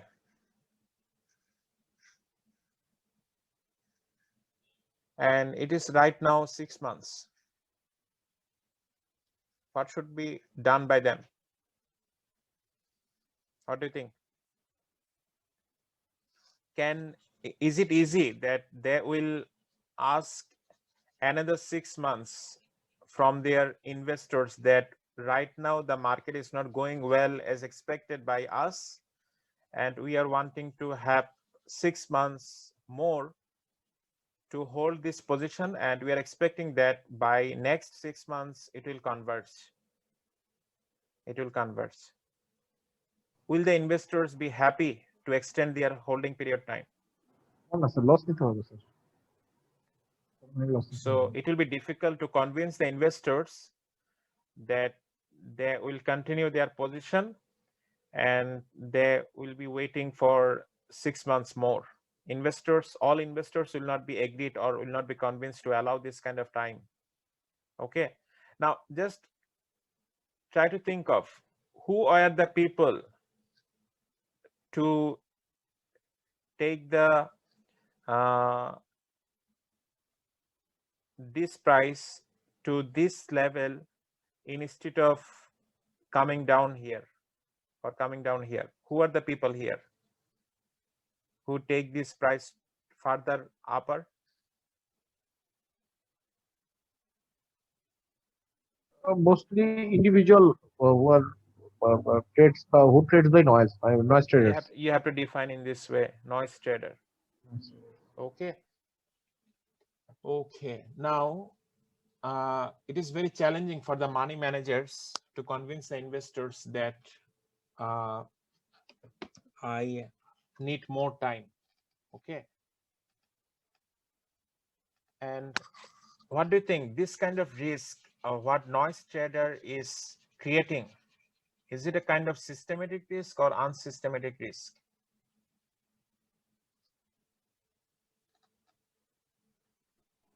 Systematic risk, sir. Systematic risk. Okay. So should you expect that arbitrageurs should be compensated for this kind of risk? If arbitrageurs are compensated for this kind of systematic risk, they might be convinced to take the arbitrage position. Okay. Otherwise not. Now, theoretical arbitrage does not assume that there will be the presence of any kind of trading cost, implementation cost. But what is reality? Reality is that always there are implementation cost. To implement a trade, there are implementation cost, and if you go for taking a long position, you have to pay commission, and if you go for taking a short position, you have to pay commission. And at the same time, there might be some restriction that you just have taken a short position. By what? By selling stock short. What do you expect? The proceeds from short position might become available to you. The proceeds from selling the short position will become available to you immediately. You expect like this from your text? Yes, sir. Okay. In some market, it has been found that the proceeds cannot be available in the hand of short seller. In that case, will you be able to make interest earning from this proceed? In that case, what will happen? Your cost of short position will go up. Your cost of short position will go up. And sometimes it has been found that, say, how you have taken a short position, because you have been able to or your broker has been able to convince an investor who has a long position in that stock. Investor has a long position in a particular stock, and broker has shared this connection that one person or this investor wants to take the short position in your holding. Okay, now he has taken the short position, say for example 3 months, but say on the 3 months it has been observed that the price has not been moved in the direction which was expected. It might be the case the investors who lent you the stock will be disagreed to keep his stock with you. In that case, what you should do? And the stock price is going up. Say for example Tesla. In that case, what should you do?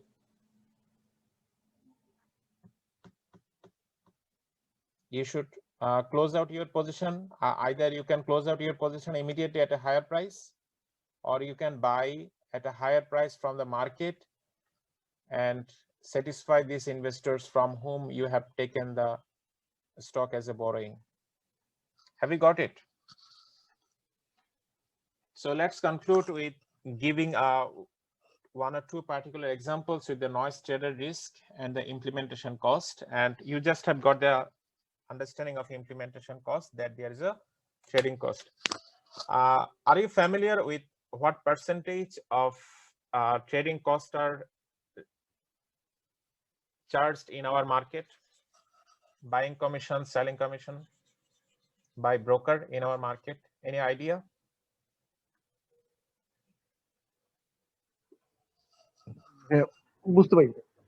How much percentage of trading cost is charged by our broker when you make a buy order or when you make a sell order? Commonly 0.04%, 0.4%. 4%. Okay. It ranges from 0.2% to 0.6%. You would see. 0.2. Okay. Okay. So this percentage might look very small, but just think of a big arbitrager. Say he will take position of in 10 million taka. In that case, will this number be a big number? Will this number be a big number?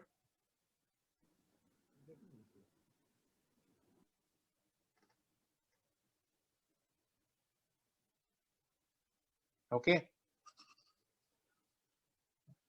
Okay. Have you heard about the company Royal Dutch and Shell, the petroleum companies? These two companies, have you heard about this? These two company name, Royal Dutch, Shell. Shell is a UK company and the Royal Dutch is a Netherlands company.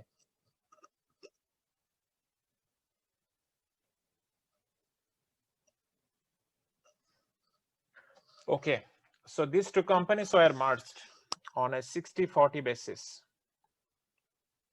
So, but this company are trading at a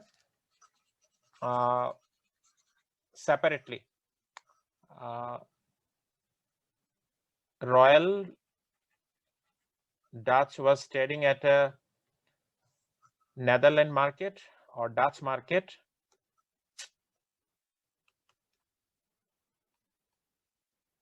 What is happening? Okay. Royal Dutch was trading at a Netherlands market or Dutch market, and the Shell was trading at a UK market. So if these two companies have a stake, Royal Dutch has a stake of 60% in their merged company, and Shell has 40% stake in their company. But they are merged, but they are traded separately.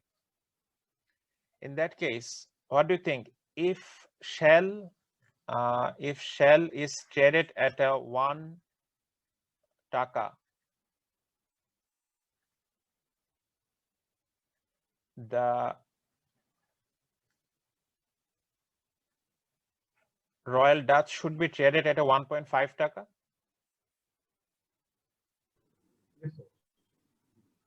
Or it should be different? It should be their relationship.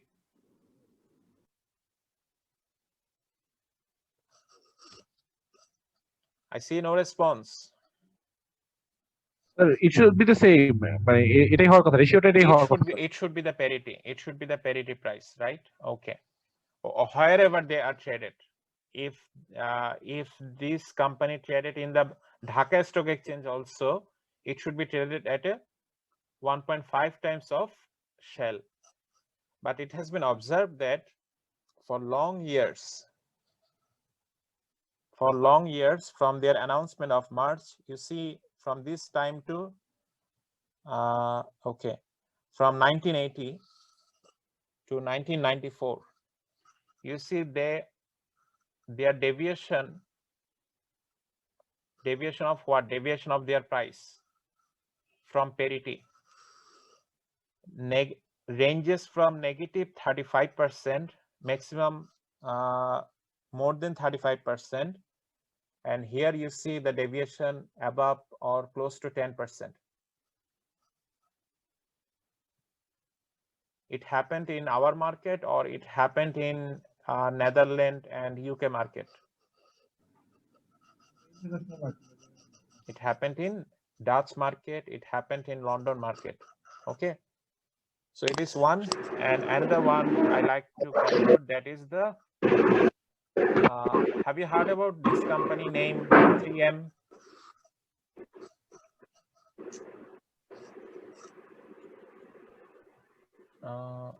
Okay. Have you heard about this company name recently?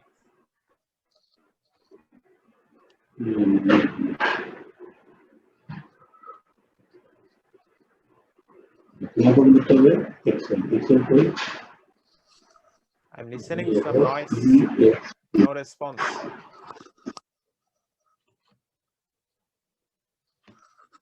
Have you heard about this company recently? 3M?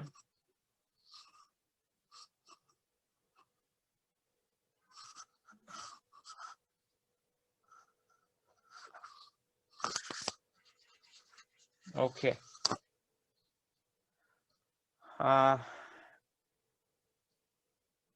Lamont and Thaler have found that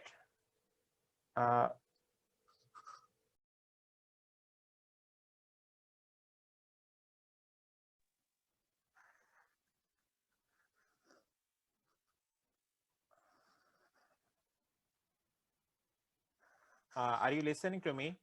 It got disconnected. Yes, sir. Okay, fine. I'm sharing screen again.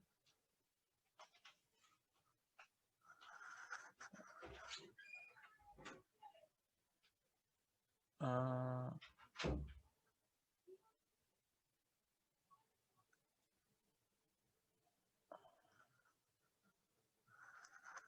3M should be here.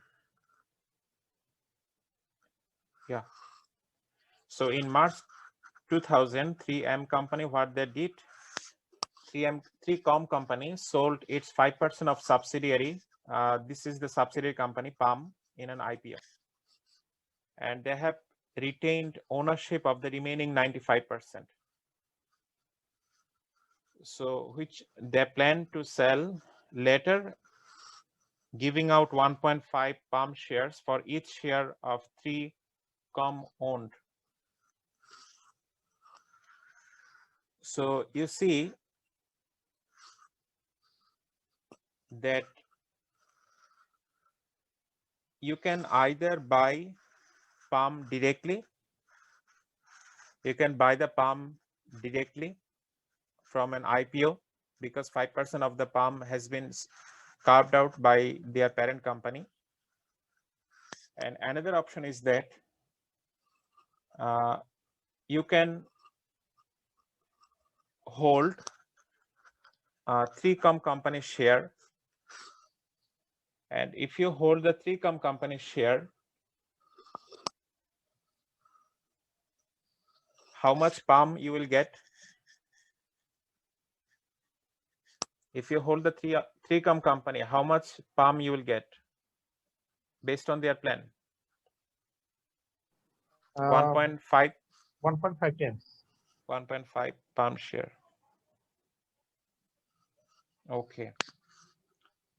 So 1.5 palm share for each of the 3Com company. Can we write the relation that the price of the 1.5 of palm share price, their price of 1.5 palm share should be equal to price of 3Com 1 share? Because if you buy the 3Com 1 share, you will get 1.5 of palm share. Should it be equal? Equal, sir. And for some reason, it might be equal, but it will not be less.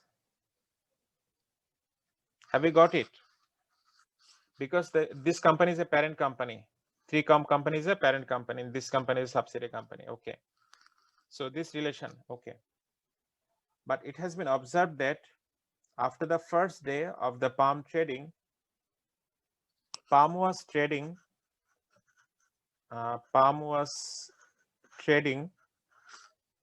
Okay, just try to understand at palm and 3Com either should be traded at a same price. I mean 1.5, not same price, 1.5 of palm share should be equal to 1 share of 3Com company. Okay, but it has been observed that palm was trading palm was trading at a 95.06. In that case, what should you expect for 3Com company? If the price of palm is 95.06, what do you expect for 3Com? If it is the relation, at least how much you expect? 62. 60.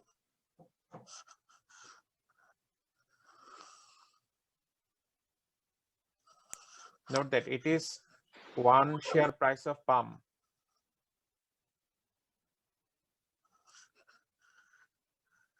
Okay.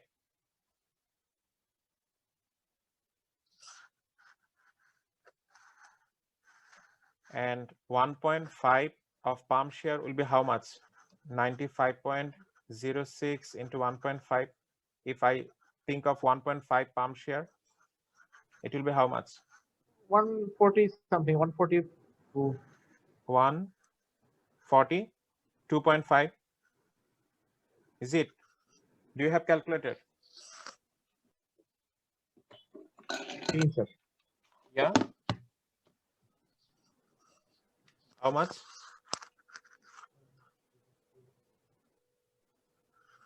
142.59.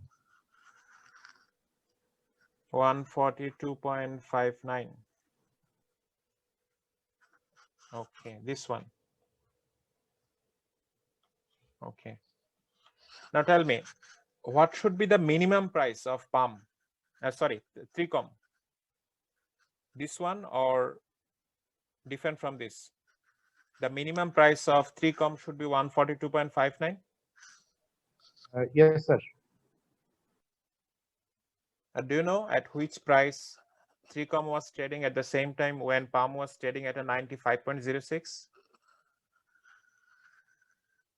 The 3Com was trading at a $81.81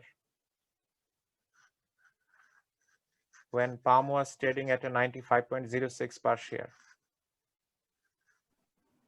Is it surprising? Barca Potenga power, sir. Sorry? Barca power and Barca Potenga power. Yeah, is it surprising? And it has been found that after subtracting the value of the Palm from the 3Com, I mean the total, the 3Com value will be negative, market value. Okay, is it surprising? But it was trading for long months. Okay, and who was responsible? Noise traders. Noise traders were responsible. And this kind of situation is a violation of law of one price. Have you heard about law of one price?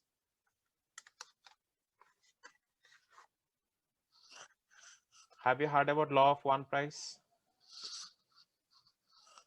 From your financial institution or financial institution course or international foreign exchange risk management, foreign exchange and international risk management, law of one price. Have you heard about it? The basic principle of arbitrage, and it is the clear violation of the law of one price, what we just have discussed. And I like to conclude our today's session just by giving you one word to see that what happened to this company, LTCM. This was a hedge fund, a popular hedge fund, long-term capital management. And one of the entrepreneurs of this hedge fund was Merton. Have you heard about the Merton from your financial derivatives course? Have you taken already the financial derivatives course? Yes, no? sir. Okay. So just for interest, you see what happened to the LTCM. And one of the reasons for LTCM failure was the presence of noise traders in the market, and they couldn't mitigate the risk of noise traders, and they faced huge amount of loss in the wake of Asian financial crisis in 1997. And it is very interesting that one of the pioneer managers or startup entrepreneur of the LTCM was Merton, who is popular not for LTCM. He was popular for giving the model, option pricing model, Black-Scholes Merton model. You probably have heard about it. And what this fund did, this fund are very popular because this fund found very attractive strategies to make arbitrage and to make the free lunch when there is an opportunity, and they have achieved a significant amount of gain from their inception in very few years. And just to conclude that 20% in year 1 and 40% in year 2 and 3. But because they couldn't imagine that how bad the noise trader risk will become, they finally closed out their operations by experiencing significant amount of loss. So that is the reason why arbitrage does not play their role as expected, and the market efficiency does prevail in the market, because we see the three conditions. Each of the context is challenging to implement for several reasons. So let me